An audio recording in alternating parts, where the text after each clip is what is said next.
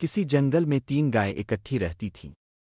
ان میں سے ایک سفید، دوسری کالی اور تیسری بھورے رنگ کی تھی۔ جنگل میں ان کے کھانے کے لیے بہت سبزہ تھا اور پینے کے لیے ایک صاف ستھرا بہتا ہوا چشمہ تھا۔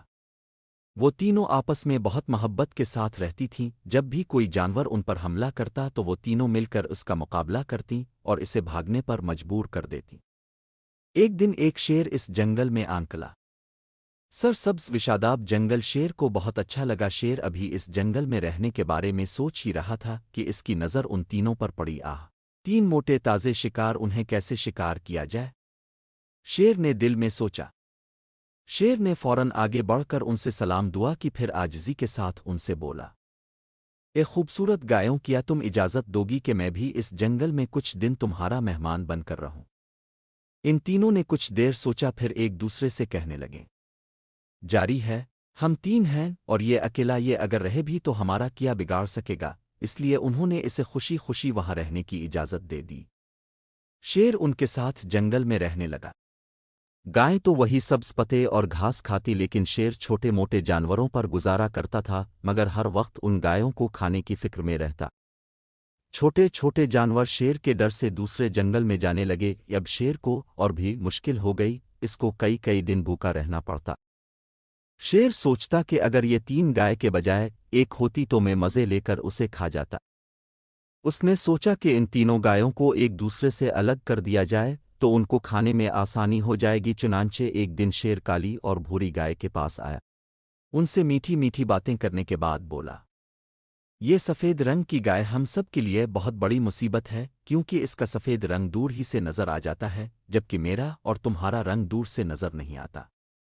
شیر اتنا کہہ کر لمحہ بھر کو رکا اور پھر کہنے لگا، اب اگر کسی انسان نے دور سے بھی اس سفید گائے کو دیکھ لیا تو وہ اسے پکڑنے آئے گا، پھر اس کو ہم بھی نظر آ جائیں گے اور وہ ہم سب کو قید کر کے لے جائے گا۔ بھوری اور کالی گائے شیر کی بات سن کر خوف زدہ ہو گئیں اور سوچنے لگیں، واقعی کسی انسان نے سفید گائے کو دیکھ لیا تو ہم سب پھنس جائیں گے۔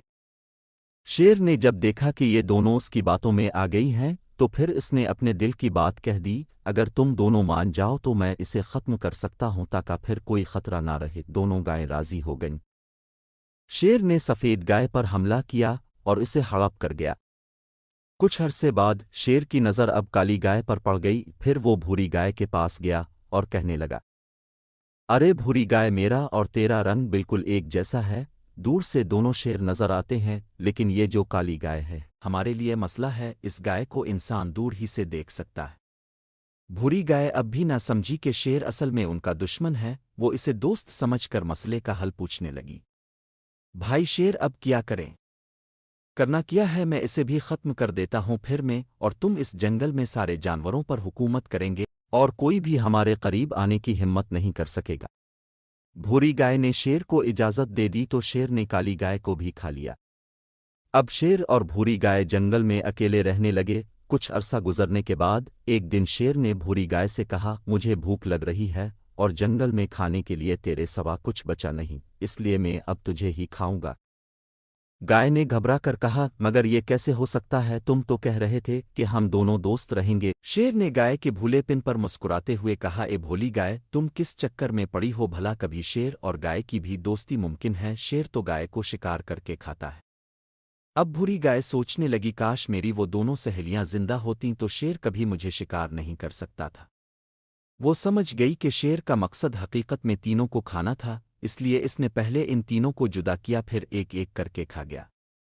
جب تک ان تینوں میں اتفاق اور اتحاد تھا، اس وقت تک شیر بھی ان کی طرف آنکھ اٹھا کر نہیں دیکھ سکا تھا، مگر اتفاق اور